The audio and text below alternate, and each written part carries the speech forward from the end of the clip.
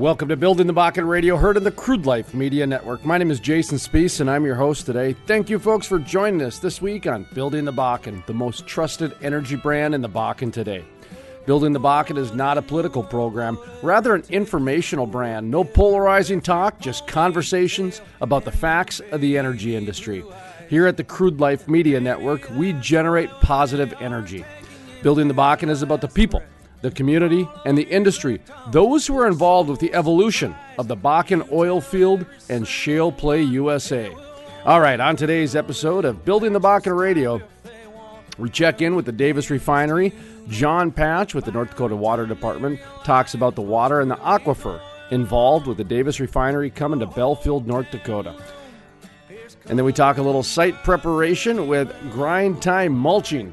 Luke Schilhab with Grind Time Mulching explains the day-to-day operations and how clearing sites and pipeline preparation works in the oil and gas industry. Thomas Brewer, TB Solutions, a little bit later in the program. Crisis management, how he assists companies and workers during accidents or maybe some sort of crisis that's happened. He travels across the shale plays, assisting companies through their time of need. A little bit later on the program, Thomas Brewer. And then Loren C. Scott, president of Loren Scott & Associates. Of course, he's a heavyweight in the oil and gas industry, being an energy consultant and an economic professor at Louisiana State University. He talks about something that's been nagging at him for a while, and that's this globalization of energy in the combination of intellectual property and all the things that's happening across the shale plays. What he's talking about is, well, first of all, Europe has basically banned energy development.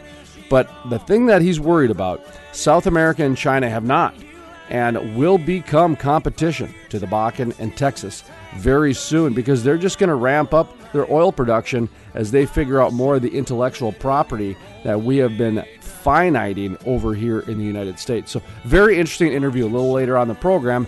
Loren C. Scott talking about how the globalization of energy will impact the Bakken, as well as Texas, the Marcellus, the other shale plays too.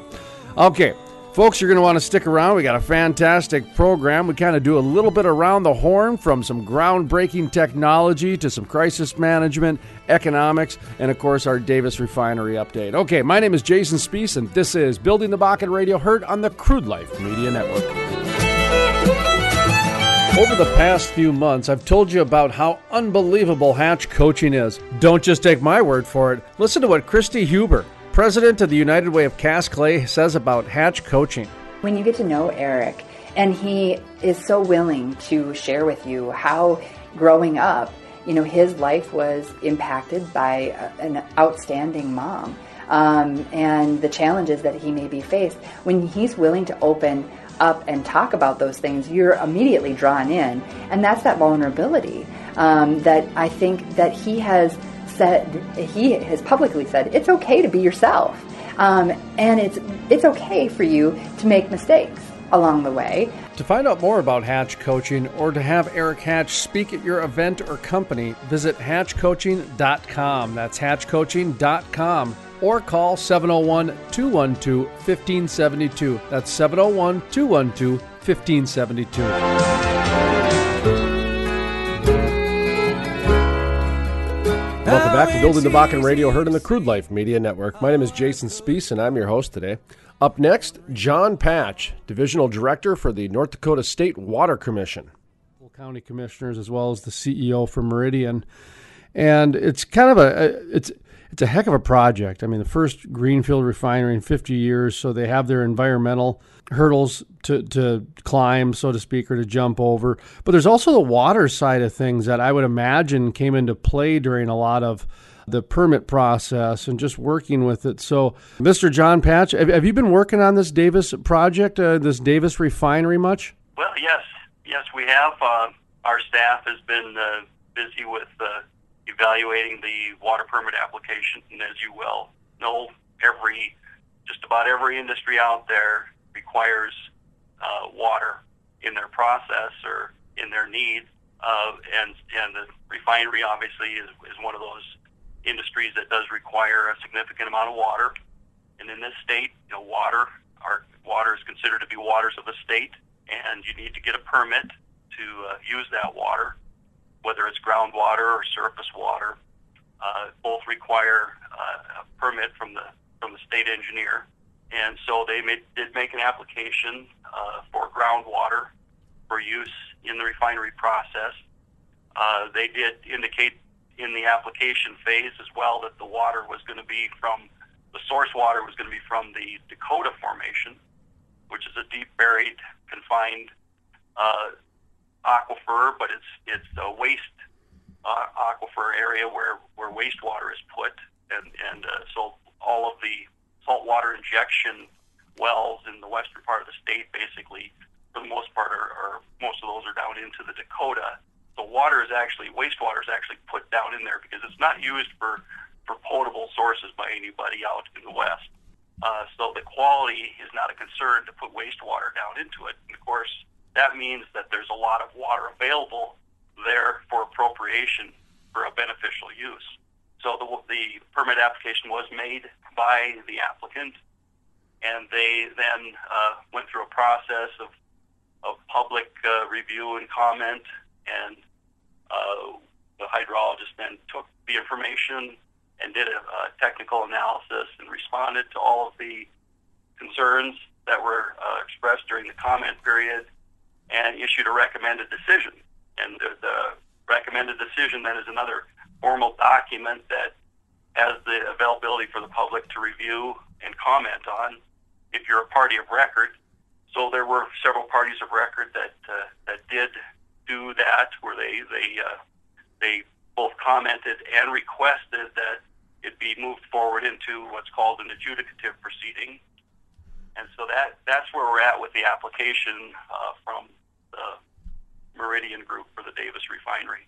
How's it been working on this big project? I mean, I was talking to Terry O'Clair, and he mentioned EPA, and I'm thinking, oh, that's right. A project of this magnitude, there's a reason hasn't come along in 50 years. So, you're dealing with engineers and like I mentioned, a CEO, and I would imagine a whole bunch of different personalities and professionals. What's it like working the chemistry on trying to pull off a project this size? Well, again, we're not getting involved in any of those matters, where it comes to a policy of using the resource for whatever use out there. We're looking at it strictly from the impacts to the environment and to the water supply, and any impacts that the use of that water may have on those. And so we're not,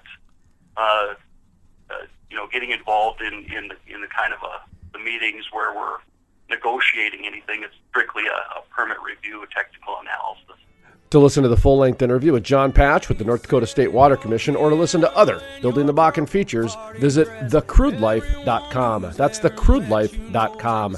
Building the Bakken Radio is part of the Crude Life Media Network. Check us out on Facebook, Twitter, other social media places. All of those links can be found at thecrudelife.com. My name is Jason Spees, and this is Building the Bakken Radio, heard on the Crude Life Media Network. Driving home the point of your homemade night. Watch it shine so bright.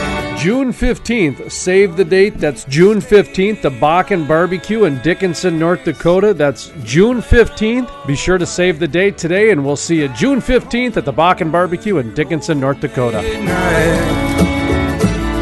The music on today's program is written and performed by singer-songwriter Brooks West. To find out more about Brooks West and his music, visit thecrudelife.com. Click on the Musicians tab. Once again, that's thecrudelife.com, and click on the Musicians tab.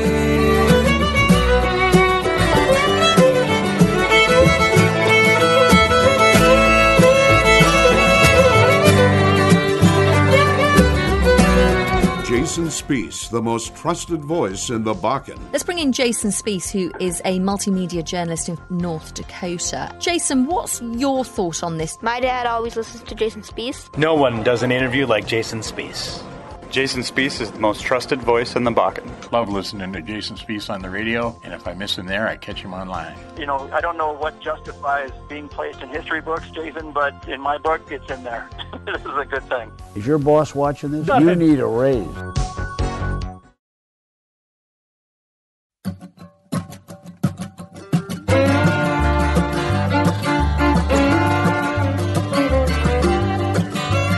Welcome back to Building the Bakken Radio, heard on the Crude Life Media Network. My name is Jason Spees, and I'm your host today. Up next, we have Luke Schilhab, president of Grind Time Mulching. Luke Schilhab with Grind Time Mulching. Joined today, Luke Schilhab, president of Grind Time Mulching. Well, let's start off by giving you a little plug for your business, what it is that you guys do. Describe, your day-to-day operations of your company, if you would, sir. Yes, sir. Well, we do a lot of right-of-way clearing, mostly for new construction. We do some on the maintenance side for the pipeline as well, and then we also clear several locations for different drilling contractors. So your customer would be energy companies as well as construction companies, anybody that needs, I guess, a site prepared for whatever the reason might be. Name a few of the industries that you've done some work for. Yes, sir. So we do a lot for several different energy companies. On the energy side, we're mostly doing the drilling locations, and then on the pipeline side, we're working for pipeline construction contractors, clearing the right-of-ways, and then that's about 80% of our business, and 20% is we do commercial clearing as well.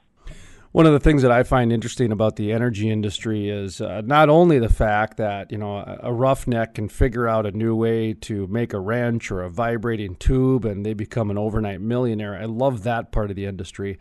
But it's the whole upstream, downstream, salmon stream. It just seems like there's all these new streams that have shot off of oil and gas, whether it be from the technology side with big data, the sensors, the UAS, whatever it might be. It's just the more someone understands the energy industry, they really do see how diverse and vast the industry is. And your business really falls into that category, in my opinion. Grind Time Mulching.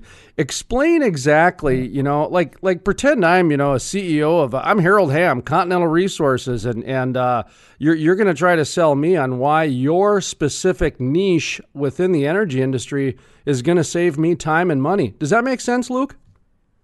Yes, sir. So, well, on our side, other mulching contractors, they mostly only run the largest of the mulchers. We started out as a small company, and so we still run several smaller units, and we've worked our way up all the way into the biggest of mulchers. So one way we're really able to save our customers money is we put we match the size machine with the size of the job.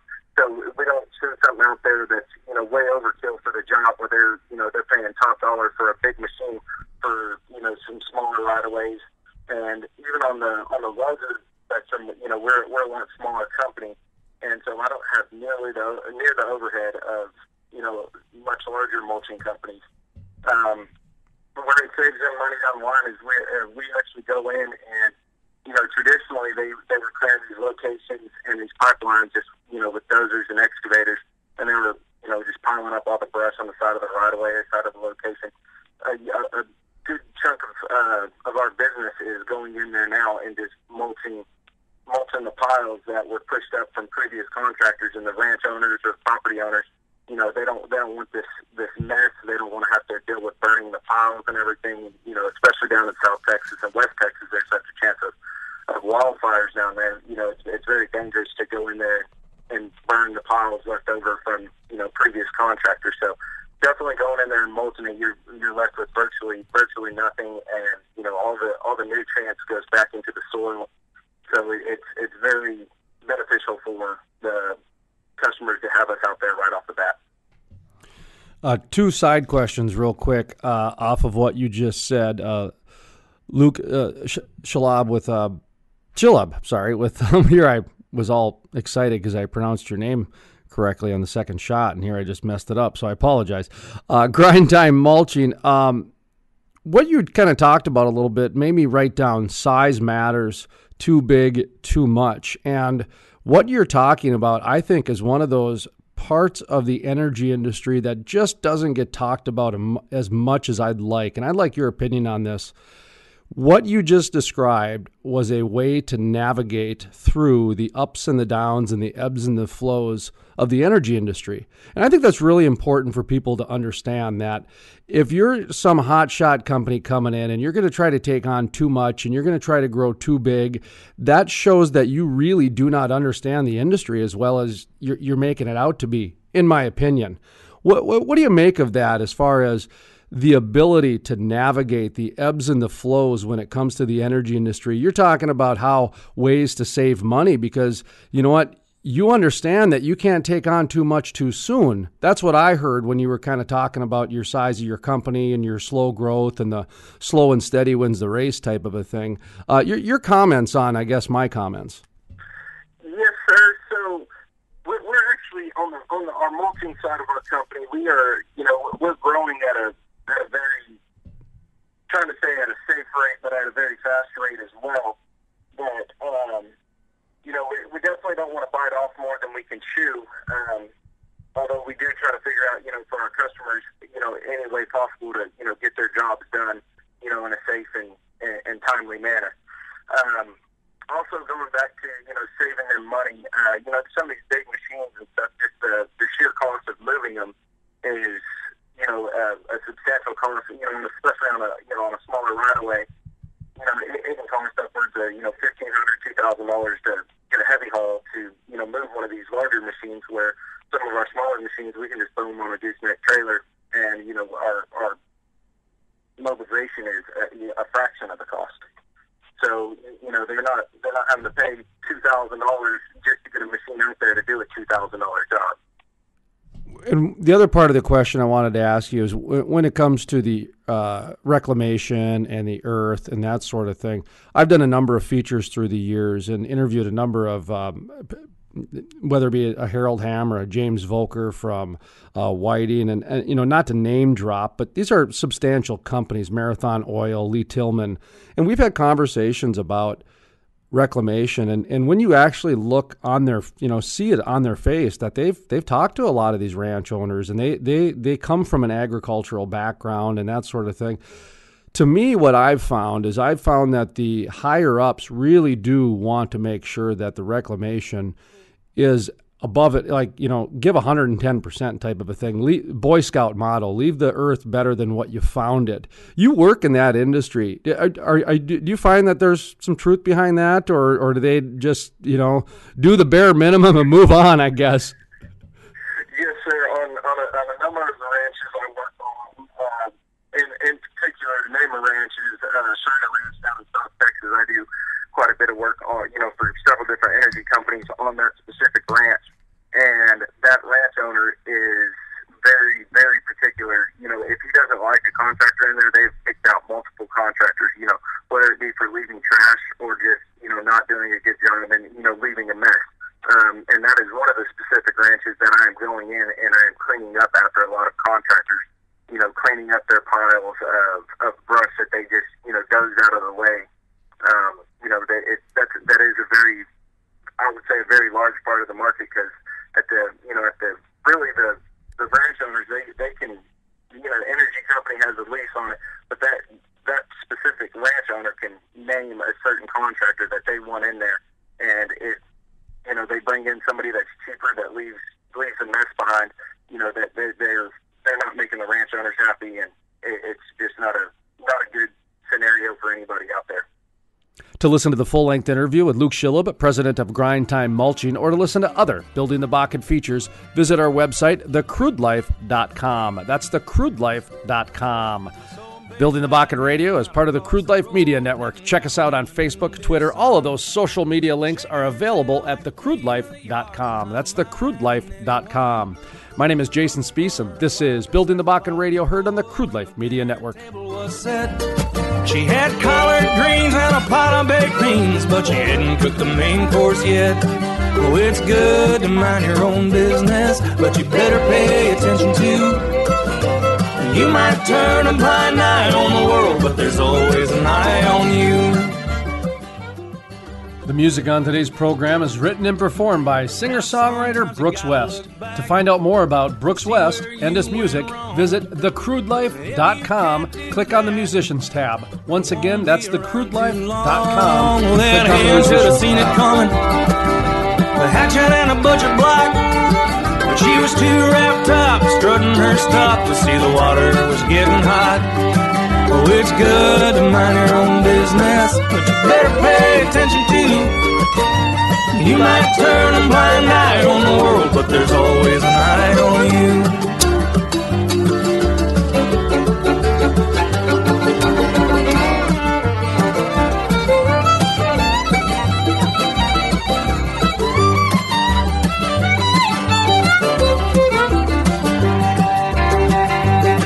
It seems everywhere I go these days, someone is telling me about the success of Hatch coaching. Listen to what professional speaker Mark J. Lindquist has to say. To see Eric Hatch grow his business and then start to share it with other people, I think is one of those great steps in life. You know, what do you do in society? You succeed at a thing, and then you teach other people how you did it. And now to see Eric duplicating his genius across the country, I'm telling you, there's a world changer down the street, and his name is Eric Hatch. For more information, call 701-212-1572 or visit coachingwithhatch.com. That's coachingwithhatch.com.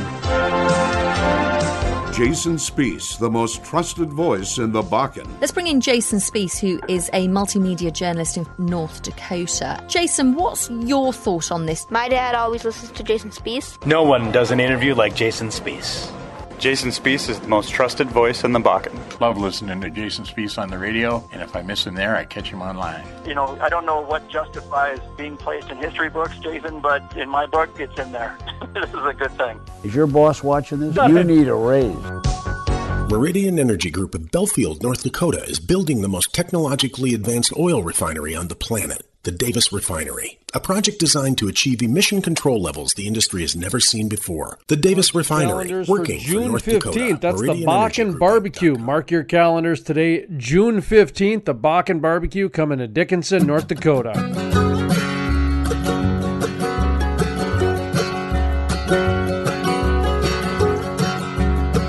Welcome back to Building the Bakken Radio, heard of the Crude Life Media Network. My name is Jason Spees, and I'm your host today.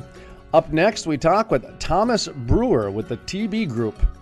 My name is Thomas Brewer. I'm in Oklahoma City with TB Group, LLC.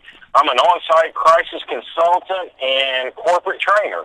Very excited and honored to have emergency services being covered here on the Crude Life Media Network. And I hope you don't mind. That's what I kind of lumped you in as emergency services. Is that what you guys would be classified in the oil and gas industry? Or I guess what kind of niche industry, I guess, would you guys technically be? You know, if I'm looking in a phone book in 1980, apparently. If I'm going online and doing a Google search, I guess. What are you guys classified under? It probably would be. It could be emergency services in some sense of the wording, or it could just be a crisis consultant. But it's when we go on site and we deal with a situation that can range from a workplace injury to a death of an employee, whether it's on site or even off site after hours, or any critical incident in which an employee or a company is having to deal with and walking that difficult road ahead. Okay, well, normally the way I usually like to do interviews is I like to give people a little bit of an elevator pitch, if you will. Not War and Peace, but also a little bit longer than an elevator pitch as a thank you for coming on the program. Of course, here on this program, we like to get to the facts. We like to make sure we give out good information, and so we bring on experts that can speak on what they know to speak on. We don't like to get into speculative different areas. That's not good for the oil and gas industry because it is a very, what's the word I'm looking for? You need to have a good team in oil and gas in order to keep things moving very systematically and very smoothly, much like, manufacturing and a lot of different things. You really have to be safe and you really have to have concentration. Let me just ask you, What is the best way to broach a subject like this, which, I'm having a hard time as an interviewer to say, this is kind of a rough industry, guys? Absolutely. My background is, since 2003, I have served the first responder community as a law enforcement chaplain.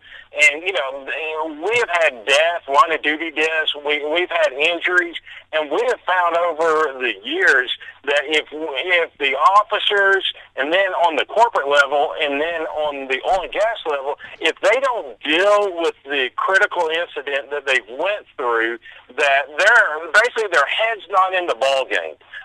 That their focus is somewhere else. They're dealing with the grief or the traumatic situation that they went through. They're dealing with the loss. And because of that, they're not giving 100% focus to the task at hand. And when you do that, when you're not focused at the task before you, you can get hurt. Or you can cause somebody else to get hurt. Or, unfortunately, there could be a death because of the severity of the environment that you're working in. And if you don't allow these employees and these companies and these teams the opportunity to process it and have the time to visit with somebody about what they've experienced, that they might not have their head in the game the way they should. So we're trying to be proactive in getting the word out about, hey, care for your employees, care for your company, and set the standard so high that you're taking care of them as a person instead of just as an employee and maybe an employment number.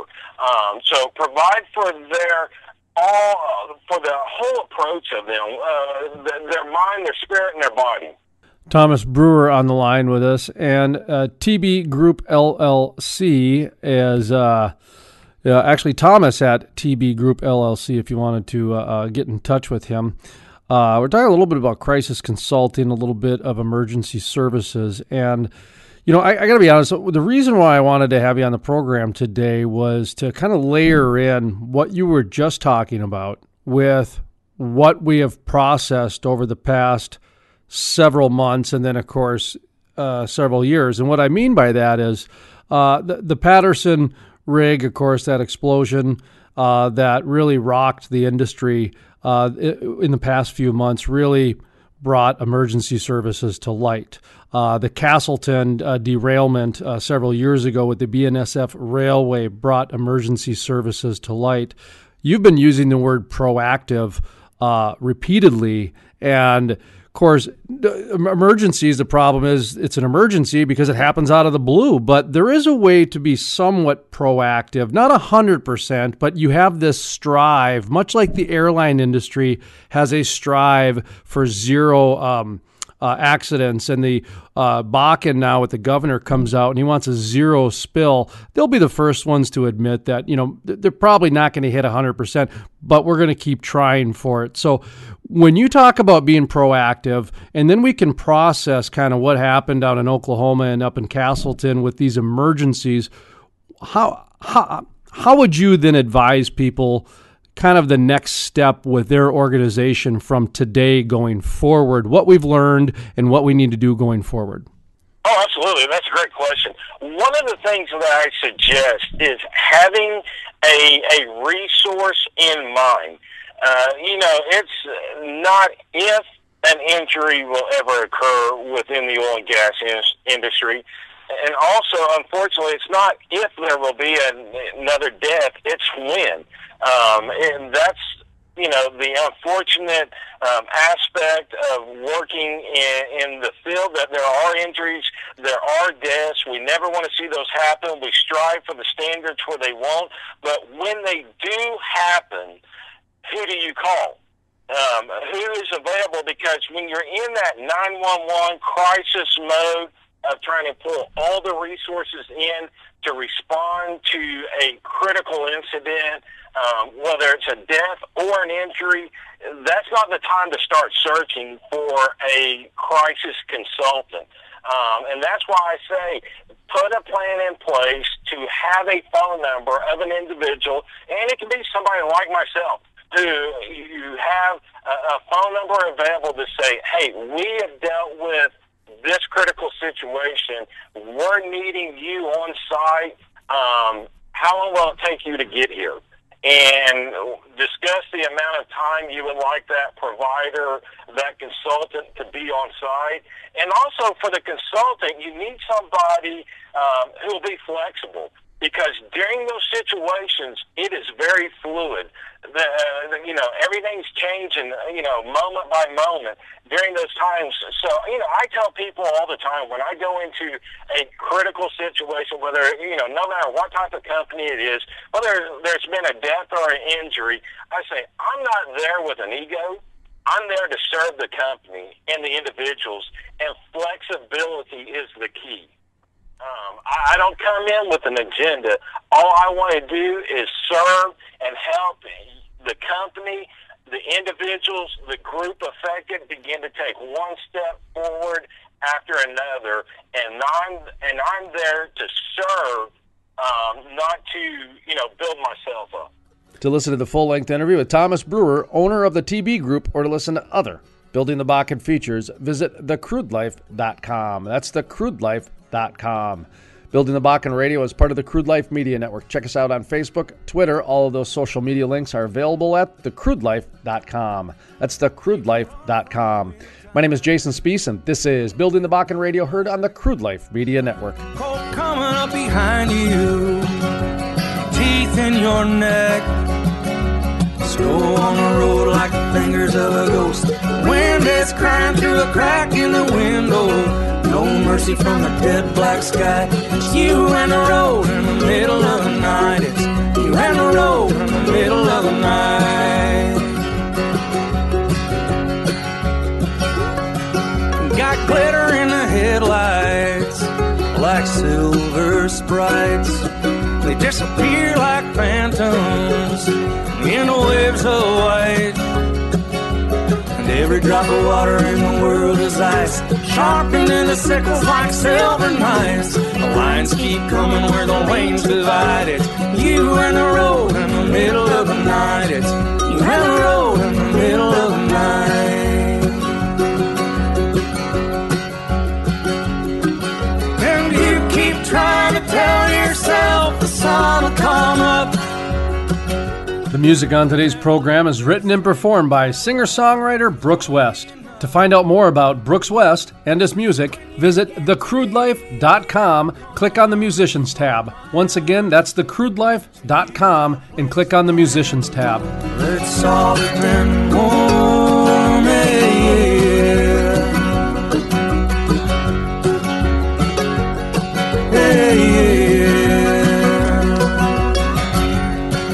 Over the past few months, I've told you about how unbelievable Hatch coaching is. Well, don't just take my word for it. Listen to what Greg Tavine of Emerging Prairies has to say about Hatch coaching. I got to watch him give a talk at TEDx Brookings, and I saw him come into his own where he shared uncomfortable things from his past in a way that created a teaching environment. And Eric's somebody that could easily lead with all he's accomplished, and it's a long list. To find out more information about Hatch coaching or to have Eric Hatch come to your company or event, visit coachingwithhatch.com. That's coachingwithhatch.com. Jason Spees, the most trusted voice in the Bakken. Let's bring in Jason Spees, who is a multimedia journalist in North Dakota. Jason, what's your thought on this? My dad always listens to Jason Spees. No one does an interview like Jason Spees. Jason Spees is the most trusted voice in the Bakken. Love listening to Jason Spees on the radio, and if I miss him there, I catch him online. I don't know what justifies being placed in history books, Jason, but in my book, it's in there. This is a good thing. Is your boss Meridian watching Energy this? Group You in need a Belfield, raise. North Dakota is building the most technologically advanced oil refinery on the planet, the Davis Refinery. A project designed to achieve emission control levels the industry has never seen before. The Davis Refinery, working for North Dakota. MeridianEnergyGroupInc.com.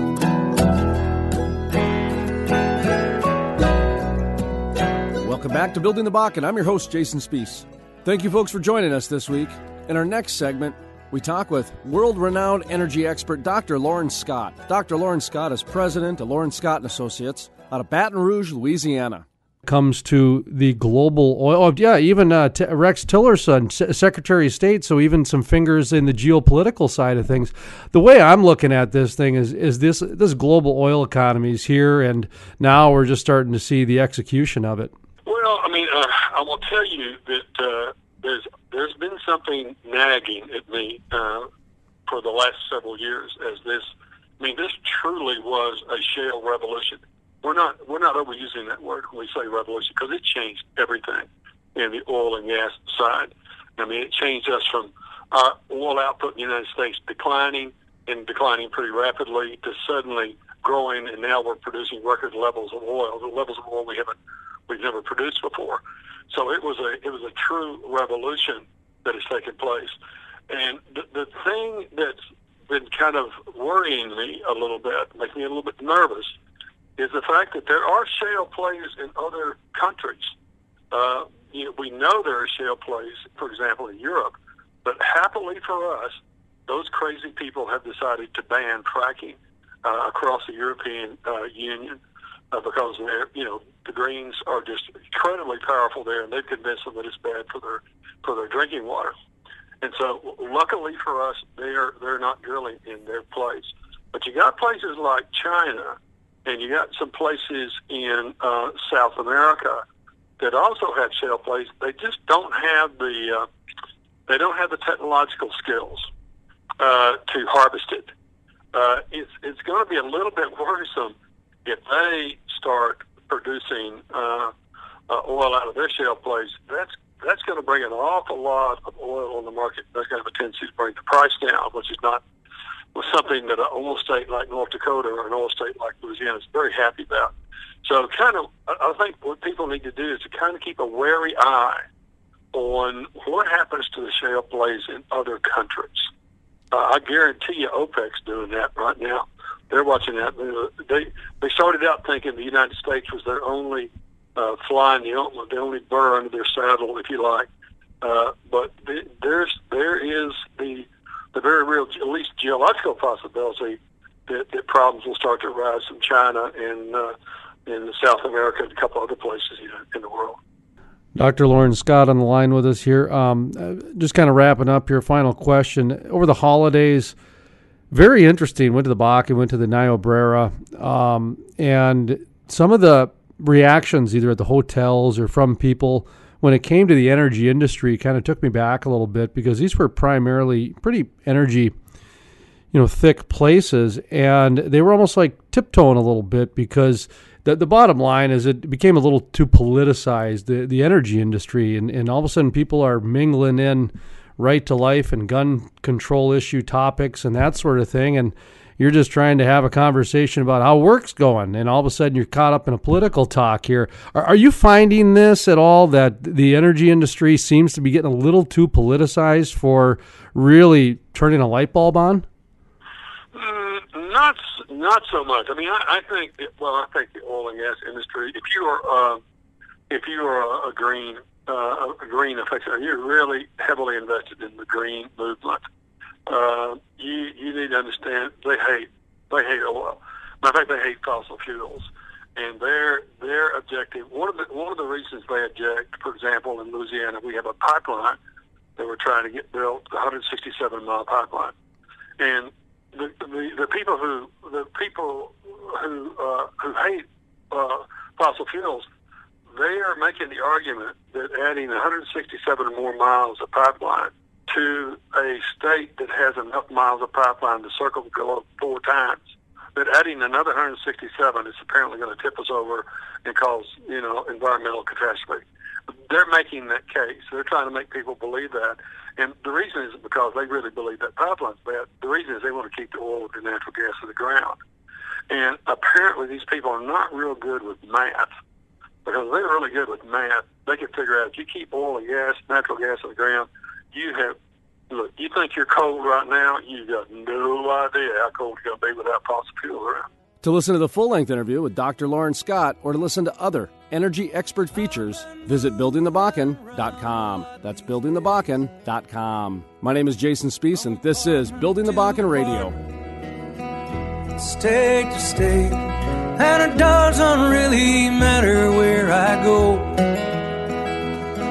There's only one place I could call my home, where the nighttime lights earth and line on the horizon. I'm Under the soft red glow of the wintertime sea clouds, and all the memories come falling down on me every time I roll back to town. Every time I roll back around. The music on today's program is written and performed by singer-songwriter Brooks West. To find out more about Brooks West and his music, visit thecrudelife.com, click on the Musicians tab. Once again, that's thecrudelife.com and click on the Musicians tab. I can almost feel the wind blow and taste that cool, dry, dusty autumn air in my mouth, where the nighttime lights earth and light on the horizon. Under the soft red glow of the wintertime sea cloud, and all the memories come falling down on me every time I roll back to town. Every time I roll back around. And that concludes this week's episode of Building the Bakken Radio. Building the Bakken will be back next week at this time on this radio station. For a full list of our media affiliates, visit buildingthebakken.com. That's buildingthebakken.com. And from the staff at Building the Bakken, my name is Jason Spees. We're asking you to be safe, be happy, and make it a great day. Thank you, folks, for joining us. We'll see you next week.